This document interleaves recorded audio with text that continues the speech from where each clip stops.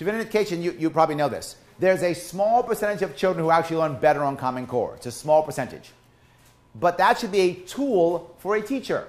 If that kid is in your class and you think Common Core is going to teach that student, you should be able to. It's not my choice. It's your choice as a teacher. If you know it, use it. If you have a better answer, do it. I don't care how your kid learns 2 + 2 is 4. Just learn 2 + 2 is 4. Let a teacher teach. Let them decide if a Common Core is the right tool or not. Not concerned at all. But not just that. We will also lose something else. We will lose federal funds. We'll lose about $4 billion in federal funds. The entire budget is about $60 billion total for New York State. We will lose $4 billion of federal funds. Now keep that number in your head, please. Remember, $4 billion. We'll lose about $4 billion. But we'll lose something else.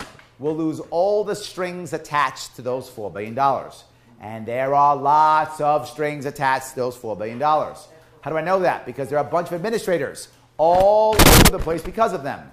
Administrators who take care of things like check boxes, writing grants, things of that sort. There are school districts in this state that there are more administrators than there are teachers. That's horrible. Not just that, we have massive teacher burnout. You probably see it. Teacher burnout all over the place. And what does every teacher who leaves say? The same thing. It's all the admin and box checking and all that. That's why we're losing our teachers.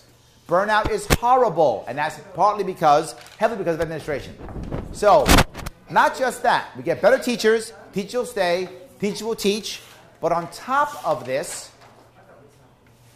the average teacher makes about $80,000 a year as the average. The average administrator makes over $150,000 per year. Some make $200,000 or $300,000 per year. You dump 2 or 3 administrators? Yes, this is a fact. Look it up. You can look it up. This is public information. Look up yourself if you feel that I'm crazy. It's absolutely a fact.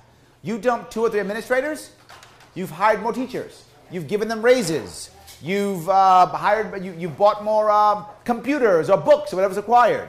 Guess who will decide that? Not me. The districts will decide what they should be having. Should they raise their teacher salaries? I don't know. Do they require a Spanish department? I don't know. Let them decide. So we'll start giving an actual surplus down to that school districts. But I'm still not done. K through 12 is an anomaly. It shouldn't exist anymore. I'm sorry, it's an anachronism. It should not exist anymore. It should be K through 10. The last 2 years of high school, for too many people who know this, are gym, study hall, video games, and smoking weed. That's the last 2 years of high school. Yes, I see it all the time, heads nodding all the time, yes, for too many kids. How do we know that's true? Because what is the first year of college? 13th grade. It's all remedial stuff because the kids have been screwing around for 2 years. Now it takes over 6 years to graduate college as an average, if they even graduate. Horrible. The graduation rates are horrible. So now a kid's 24 years old, never had a job, knows how to smoke weed and play video games, and we wonder, why does he have no work ethic? I don't get it. The system's set up for him. Or worse, he does have a good work ethic. It's good. But now he's 24 years old. He's got a degree that has no value, no opportunity, and he's $100,000 in debt. Wow, bad, bad, bad. He's got to work in Starbucks. There's nothing else for him to do. Nothing but bad. And we wonder why at 26 years old he goes, I just want to build houses. And he goes off and joins the trades. At 26, 27, 28. Why is that happening? We just stole 10 years of this guy's life. We just stole for no reason. But Larry, there's BOCES. There's a problem. The image of BOCES in high school is horrible. If you have actually been, and if any of you are part of high school but recently been in that world, here's what they say. Oh, you don't want to go to BOCES? That's for the dumb kid. Or that's for the bad kid. Or what I've heard more than once, you're better than BOCES. Shame on us as a state for that. That is horrible. We should not be saying that at all. Number one, trades are good. We need trades. The average tradesman in this state is over 50. Yes, over 50. The average, now don't get me wrong, I like my 50-year-olds. I'm 50. I like 50-year-olds, I do. I like it, awesome. But that should not be the average. The average should be 30, 35. That's what it should be, and it's not. Many people I talk to who say, Larry, I'd expand, but I can't find guys. I can't find enough guys to do the work. I can't find them. Yeah. And you have people who would rather be. The dumb kid who goes to BOCES, he's 24 years old, no debt, he's a plumber, he makes at least $80K a year. Minimum $80K a year, maybe 100. That's a pretty smart dumb kid. That's all I'm saying. It's a pretty smart dumb kid if you ask me, right? That's a problem. We should be fixing that. The problem, of course, becomes we've been told a lie. We've been told a lie for decades. And the lie is the only way to success is to get a New York State Regents diploma and then go off to college for 4 years, get a great degree. And that's a lie. First off, it's been a lie for decades. That is a way to success, not the way. There are many ways to success. That's only one. Next, the Regents diploma is 100% useless. It is a waste of time. No, this has never happened. Let me check your resume, sir. Ooh, New York State Regents diploma. You're hired. That's never happened. Nobody cares about your Regents diploma at all. Nobody cares. It is useless. It's a waste of time. It is a waste of money and unnecessary stress. No, I hire and fire. It's what I do. I've never cared, ever. No one I've ever met has ever cared. It is a waste of time. I have a Regents diploma, and no one's ever cared. It is worthless. Yes, it means nothing. Thank you. It means zero. It is a total waste of time. Excellence in science. Yes, there we go. Yes. One of my questions that I was going to ask before was, are you thinking of dismantling the Regents because New York State and California, I believe, are the only states that still do Regents? Yes, it's dumb. It's gone. Goes away. Yes. Okay, in fact, not just as the Regents program goes away. Gone. The entire gone. Whoever they are. The Board of Regents themselves go away. This way? Oh, this way? Is that good? Is that better? There you go. Good. Okay. Yeah. Good. So, yes, goes away. Totally goes away. The Board of Regents is nothing but a disaster. It only hurts. It only hurts. It tells people what they should be learning, and it has no idea what we should be learning. Total disaster. All right, so let me keep going. At 10th grade, instead of us going, okay, now you have to go to college, instead we say, you have a couple of options, kid. Here's option one. You think college is right for you? Awesome. Go to a 2-year prep school. 11th and 12th grade for you, become a prep school. And lots of kids are already doing this. This system already happens in Europe and already happens in Manhattan already. It's already happening. You see the cool high schools now? They're prep schools for colleges. My daughter goes to one. My daughter goes to Columbia Prep School. The last 2 years are the prepper for college. That's already happening. I'm saying don't just let the wealthy, the people who can afford to do it, let anybody have it. If you think that you can go to college and do well, go to a prep school. Whether you're poor or rich or from Staten Island or Manhattan or I don't care, Erie County or Suffolk County. If you want to go to your prep school. History, biology, whatever. Now what happens? 2-year prep school, you hit college, there's no remedial. You're ready, 100% ready for it. Maybe you graduate in 3 years. Not just that, you take advantage of things like incubators, internships. Your college can actually be very valuable for you at this point. You don't like that, no worries. You know who you are? You're the super smart kid, the book smart kid. That's who you are. You can take tests like there's no tomorrow. You're the best test taker in the world. That's who you are. Awesome.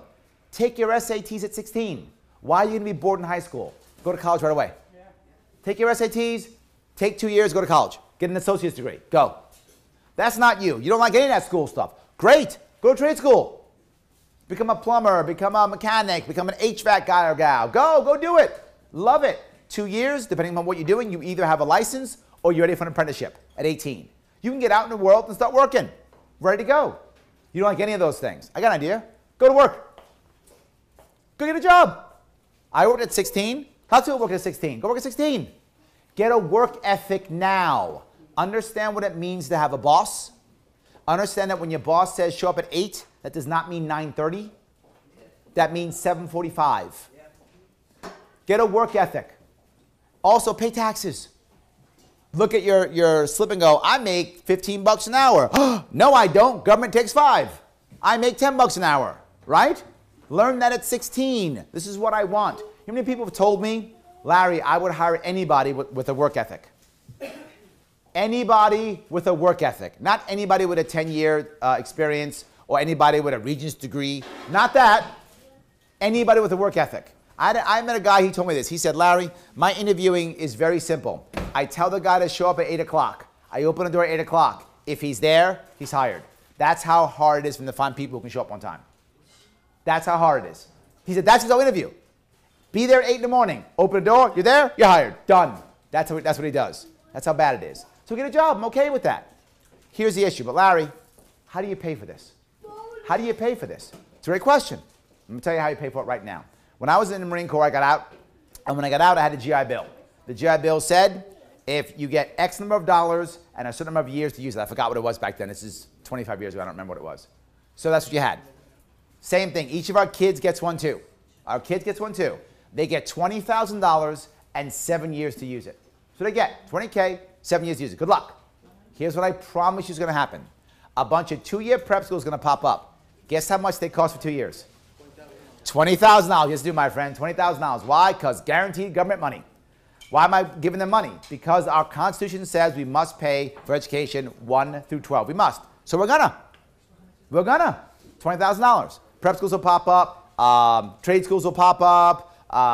2-year programs will pop up all over the place. How do I know they will? Because what do banks love? Guaranteed government money. So they will give loans. And these will show up. Now you're saying, well, Larry. Per student now.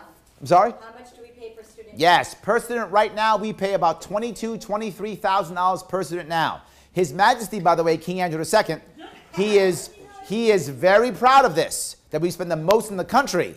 And guess what we're ranked out of 50? 37. We spend $22,000, $23,000 per year, ranked 37th. Yeah, that's not a crown jewel. That's horrible. That's embarrassing. So instead, now we're going to be spending, for the last 2 years, $10,000 per year. We're saving $12,000 to $13,000 per student per year. There are about 400,000 11th and 12th graders. That's over $4 billion, isn't it?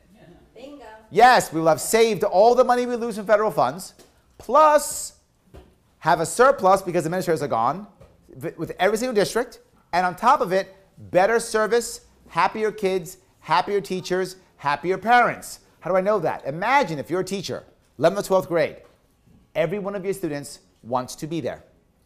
They've all picked. Yes, yes, imagine that. Every student wants to be there. There's no, one second, there's no bad kid getting mad. That kid isn't in that classroom. He's in some other classroom or he's working. He's doing something he wants to do, right? So it makes for happier students, makes for happier teachers and a better environment. Also happier kids. This even goes, by the way, to school violence and school suicides. There's a rash of suicides across our nation, to include our students, to include New York State. Part of the reason is unhappy kids. Look at all the school shootings. All the school shootings, while they are absolutely violent and murders, at their core, they're not that. At their core, they're public suicides. That's what all of them are. At their core, they're public suicides, right? So with being a public suicide, what's killing our kids? It's not pipe bombs or cars or guns. Lack of purpose, lack of community, and loneliness. That's what's killing our children. That's why incels even exist. That's why that thing exists. But imagine all of a sudden that these kids, well, that was good. She's eating. It's good. She's eating. It's all good. Imagine all of a sudden these kids now, they're in class with kids just like them. Now they have purpose. Now they have community. Now they're doing the same thing. They're picking the same things together. You have happier kids, happier students, happy, happy, happy. Why do I focus on happy? As I said earlier, happier people means you stay in New York State. Yeah. Go ahead, my dear. What did you have to say? I have $200 about $200 at home. I love that. That's good. Thank you for that. Yes, go ahead. I just have a question about the state pensions. Are you yes. how are you going to... Yes, okay. Let me wrap that up, then go to pension. Because it all, believe it or not, it all comes back to taxes. All of this comes back to taxes. Go ahead. Can I keep you on the school topic for just Yeah, I'm not done with it, but go ahead. Keep on. Yes. All right. I was going to say the 2 years, the plus 2 year system that you're kind of proposing sounds a little to me like the condensed form of what we have now in terms of encouraging people to go to college. Or I understand that there's going to be alternatives, but what's to college cost right now is out of control. Yep. What's going to be to stop these prep schools or trade schools, et cetera, from are they going to be cost controlled? Are they going to be regulated? What's going to No, the government's going to give $20,000. If you're going to raise your rates higher, only rich kids can go there. Okay, so it's just Done. gonna be at the discretion of the consumer. Yes, Okay. absolutely. Yes, absolutely. Do you want kids going to your school? Make your fees $20,000. That's going to happen. That's how it works. Right? Have you ever noticed that? Whenever the government decides the price is something and it'll pay it, that's the price. That's how it works. Yes, just because that's what happens. Right? So yes, will there still be rich kids going to private schools?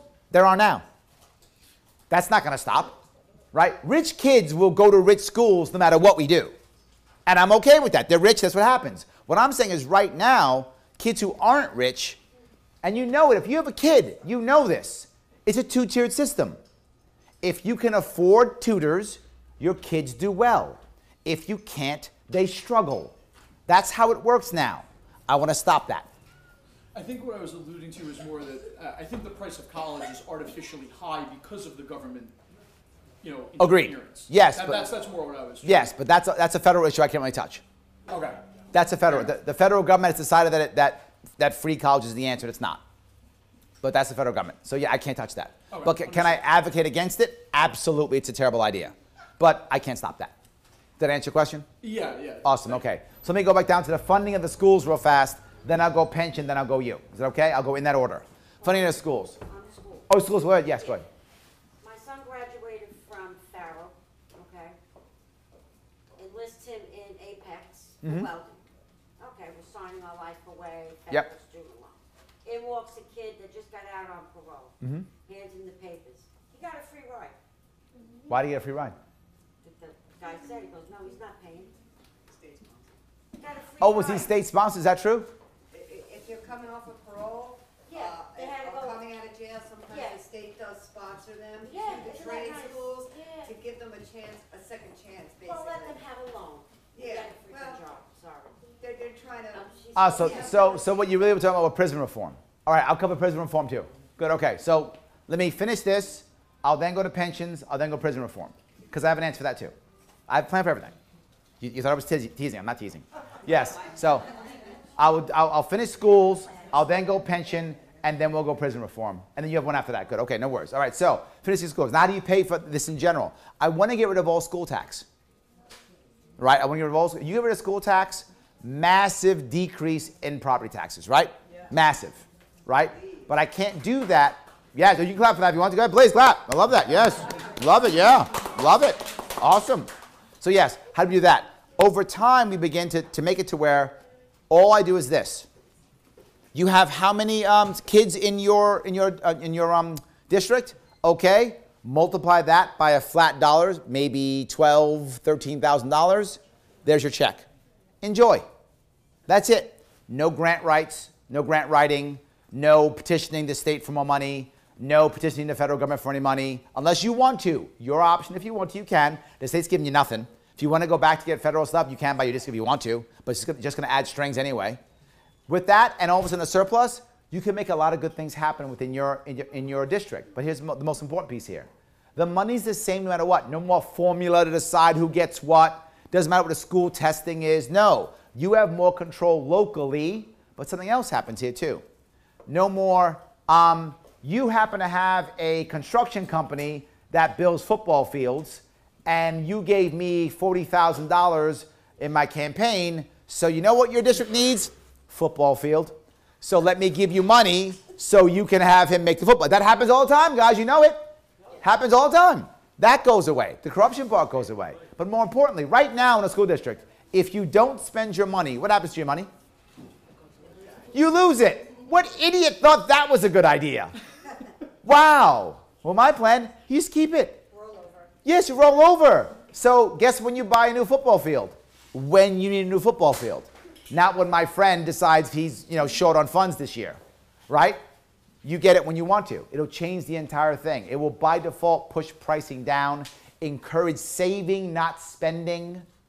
Everything. We're setting up environments to where people will spend less and get more. What will happen? School tax. Shrink. Within 4 years, the state will take all schools, period. The state will pay for everything. Straight. Just pay straight everything.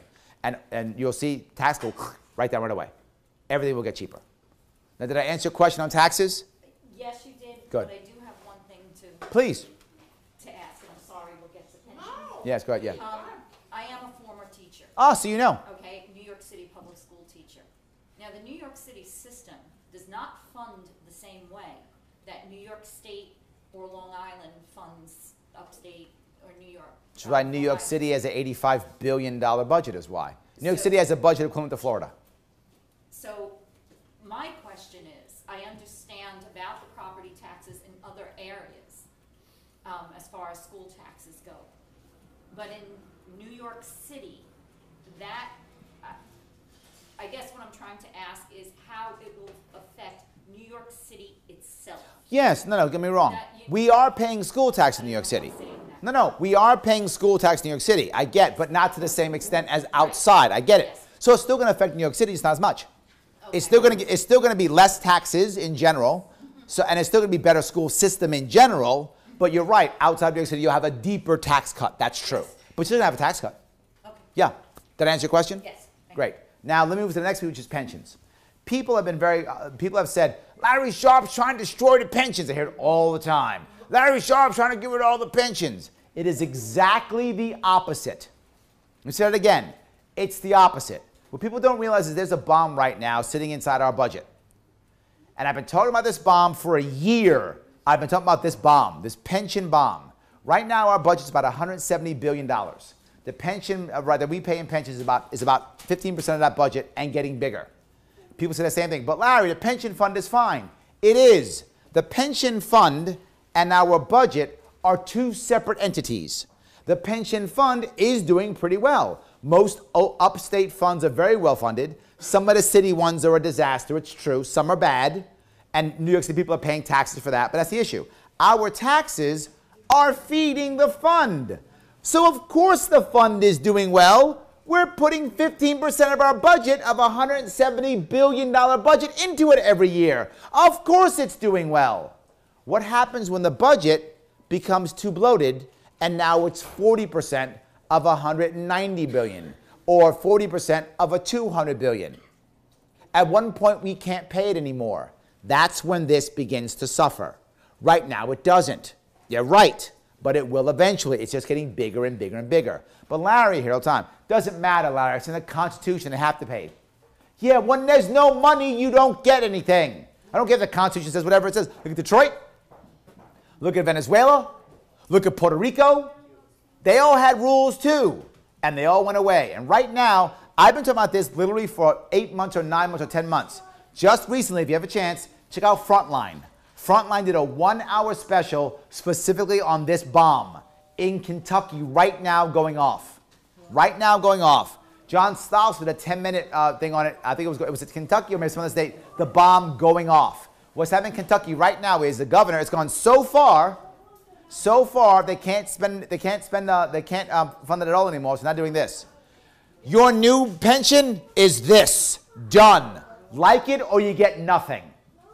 That's what he's doing right now in Kentucky. We are at least probably 8 or 10 years away from me coming Kentucky. I would like to start negotiating now. Openly, transparently, now, to save all of our retirements. Here's the problem. New York is the most unionized state in the entire country. If we lose our retirement, this state becomes Somalia overnight. I don't want that to happen. So I'm the guy saying, let's start talking now. You can ignore me if you want to. It's up to you. If you have a pension in this state, you can ignore me. And then 10 years from now, Governor Smith or Jones, whoever it is going to tell you, you're getting this or shut up. And you're going to take it. And you're going to take it. So I don't have a pension in New York State. I don't have a horse in this race. Right? So if you don't care, you can ignore me if you want to. And 10 years from now, you'll be going, where's my pension? You'll be trying to get pension insurance. Pension insurance, if you're lucky, you get 1/3 of your pension. You think I'm joking? Ask the Teamsters. The Teamsters, that happened to them. They got their pension cut to 1/3. You want that? Ignore me. Now, what I want to do is I want to negotiate all the pensions out of directly the budget. So that is supplemented by the budget, but heavily in the private market of either 401ks, 403bs, funds, whatever the unions want. I'm happy to chat and talk. We'll have whatever they want to have. Let's make it happen. I'm open. This will be dozens of conversations. But once you have a couple of them, the unions will figure out what works best for them, and they'll begin to copy. That's how it works. They'll copy. I want it to where our budget has one of two things, or a combination. A straight flat fee that happens yearly, or a small percentage that goes on sustainably. We do that, everyone gets retirement forever. That's what I want. Does that answer your question? Yeah. Awesome. Good. Yes. Good. All right. So we do that also, by the way. That'll take a big chunk out of our budget, which again means less need for taxes. Right? Less need for taxes, because a big chunk come out of our budget. Less need for taxes. Great. All right. Now you wanted criminal justice reform, right? Yeah, it's not fair that person, after he takes Yeah. the course, should have a Hold on. loan. Thank you for coming, guys. Absolutely. Thank We're you so friends much. of, Silver and Janice. Oh, awesome. Thank we're from you. upstate with, Thank with you. the Convention of States. Oh, awesome. Yeah, Good. yeah. So you know who I am already. Absolutely. Nice. So, Thank you so much. no, but it's great to hear you. Ah, great. Thank you. And, good luck. God Thank you so bless. much. Thank you. Good seeing you. Thank you. Good seeing you. Yes. We're trying to hand these. They got them. They got Oh, you them. got the. Yeah. Guys, you want to come on in? Thank you. Trust me, they got them. Oh my God, come here, man. Oh my God. I haven't seen this man in 30 years. I haven't seen this man in 30 years. He was in my platoon when I was in the Marine Corps. He was my sergeant. Yes. So good to see you, man. So Couldn't good. have a better leader. Thank you, my friend. Thank you so much. Thank you so much. Oh my God, so good. Yes. I'm seeing half the crew are coming out. I'm seeing people come out. It's amazing. I'm spewing you all over Staten Island. Thank you, man. Thank you. So good. Thank you. And I'm a retired cop. So There we go. Yes. Thank you. Yes. So, I'm sorry. I remember like Tony DeLuca. Robert DeLuca. Yes. I remember DeLuca. Of course, I remember. Yes. So we actually used to play Dungeons and Dragons together. yes, we did. That's true. Yes. Very true. Yes. As we were geeks in the Marine Corps. It's crazy they existed. Yes. So anyway, I'm sorry. Where was I? I was talking about pension, fixing the pension, and criminal justice. Yes, criminal justice. Here's the problem with criminal justice right now. We have two ways of thinking, and they're both wrong. One is every law enforcement officer is a thug, and every criminal is a victim, or the reverse. I'm sorry, which way? Yeah, there you go. Yeah, yes. Or the reverse. Every single cop is a saint, and every single person in jail is the worst thing in the world. It's neither. There's a combination. It's not black and white. It's actually gray. Now, the thing I use often is the idea of the corrections officers. My father was a corrections officer at Rikers Island. My mother was an inmate. I've seen this on both sides. I've seen both sides of this. Here's what I know is in prison. There are three types of people in prison. One, those really bad people who probably should never be out of prison. Two, those who made a mistake or screwed up and should pay their debt to society, and when they're done, they should have a second chance at life. Right? And three, people who probably shouldn't be in prison. Here's the problem. I don't know which one's which. But you know who knows? The corrections officers who are there every day, who deal with them every single day. The cops who arrest them every single day. The same guys they arrest 14 times. Right? The amount of state troopers who've told me they arrested the same guy 10 times is, I hear it all the time. Right? They know which guys are which. So why am I not using them? We have a problem in New York State right now. And His Majesty King Andrew is very anti-law enforcement. Very anti-law enforcement. To the point where he hasn't given corrections officers a contract in over 2 years. COs don't have a contract. They've been taking zeros for years. Unacceptable to me. Unacceptable. And we wonder why we have an atmosphere of apathy. Of course you do. Your leadership doesn't care about you. Why would you care? Why would you care? They don't care about you, you don't care. Now you got apathy issues. So instead we should be encouraging the COs to be part of this system. Right? Encouraging them. What does that mean? I'll give you the example. An example is the Humvee program in Massachusetts. In Massachusetts, they have a Humvee program, which means you have a couple of COs. They help pick and decide who comes into this program. Then they add on top of that, they add volunteers who've been part of this community, whatever the community is. Could be a community of veterans. Could be a community of people who have been a victim of sex crimes. It could be people who are different communities of gangs. But who knows best? The cops and the COs who deal with these people every day. They know what communities they can use, right? They actually did a special on this too. It was in Frontline. It was like 60 Minutes, something like that. Did a whole system on this, a whole series on this. What happens? The recidivism rate for the average person in Massachusetts who goes to jail is 75%. 75% come right back. For these separations programs, it's 5%. 5%. And the 5% does not include college. That's not part of the deal. It's basically a SEPS. And for those of you who are veterans, when you get out of the military, they put you in a SEPS program. The military does a very bad job of it, sadly. They're not good at it at all. But we can do a better job. And what it means is now you think people can get out, you give them a separations program. This is the same COs who are already paying, who want to do this and want to help out, plus volunteers. No extra money, no college money, nothing. Just here's a group of people who are going to try to help get you out. The recidivism rate for this program, 5%. 5%. From 75 to 5 with no extra money and no free college. It's not required, right? Now, don't get me wrong. If you want to, as a volunteer, put a charity together to give people free college, and some people do that, that's your money, your choice, go ahead. But taxpayer money? That's my problem. But if you think I want to help people out and you want to give them free college yourself, please, that's amazing. Please do that if you like. That's your choice, your money, do what you like. But taxpayer, I have a problem with that. Did I answer your question on that piece? Yes? Go ahead, yes. While you're on criminal justice, can you Please. touch on juvenile incarceration? Yes. Policy on it? This is so hard. I mean, because the problem is you want to give people a second chance, but you also don't want to encourage bad behavior. Right? So it's not an easy answer for that one at all. It's tough. But here's what I want. As a general rule, when you're 18, you're an adult. Not before, not after. And I know that sounds harsh that we have to draw a line, but government has to draw a line somewhere. Right? Where do you draw that line? My eyes, it's 18. If you're 17 and 364 days, you're not 18, you're not an adult. Is that going to be unfair to some people? Yeah, it is. But unless someone has a better answer, I'm open for it. I don't see a better answer. I see an answer at if you're 18,